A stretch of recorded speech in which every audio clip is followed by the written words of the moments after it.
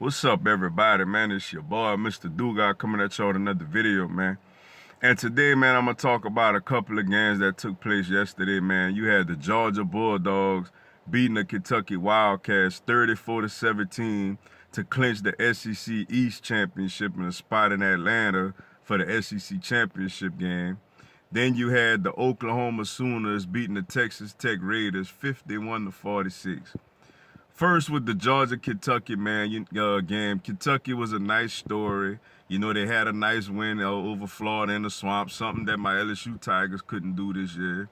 Lost a heartbreaking game to Texas A&M in overtime.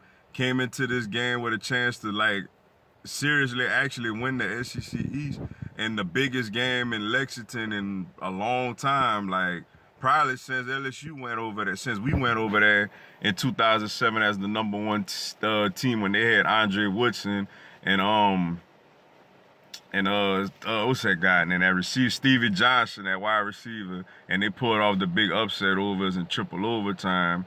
But man, Georgia just too strong for them right now. Georgia just got way more talent than Kentucky have in football, man.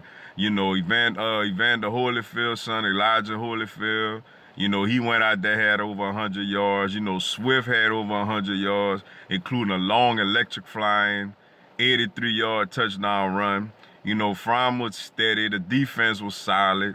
I mean, Georgia just better, man. They just better than Kentucky, man. They better than Kentucky, and it showed yesterday. They got more talent, you know what I'm saying? And Georgia punched their ticket to go back to the SEC championship game, man. Shout out to them for that. You know, they had the loss to us when they came to Death Valley. We beat them up pretty good, but it looked like they got refocused with two big wins over Florida and Kentucky, two huge SEC East wins, you know, away from home back-to-back weeks, man, to go on and clinch their SEC East championship, man. You know, Kentucky, like I said, man, they don't really have the horses yet, man, in football, man, to compete with teams like Georgia, man, you know. And as far as Oklahoma and Texas Tech, man, I don't know what it is, but nobody plays any defense in the Big 12, man. I mean, the Big 12 plays absolutely no defense, bruh. That's why it's hard for the most part. You know, Patrick Mahomes is looking amazing this year. You know what I'm saying? Baker Mayfield looking solid. You know what I'm saying? Ironically enough, they playing each other today, too.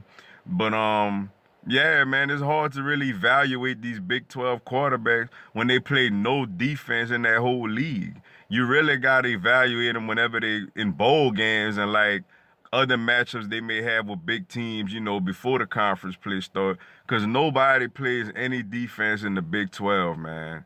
Nobody, bro. Like Kyler Murray, it's hard to really know how good he really is unless they go on and play, you know, the bowl game that they're going to be in or whatever is going to let you know how good he is or how good he ain't, because you can't judge these quarterbacks in the Big 12, man. They got no resistance. Like, there's no pressure. There's no anything. They just sit back up there and have 50 to 45 type of games, man. Like, that's what it is in the Big 12. But Oklahoma, you know, they keep their college football playoff hopes alive by, you know, they went down 14-0 coming from behind and getting the win over the Texas Tech Raiders in Lubbock, which is a tough place to play, man. But that's all I got for y'all today, man. I appreciate y'all checking out the video.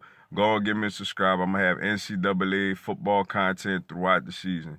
Y'all have a blessed one, man. Go Tigers.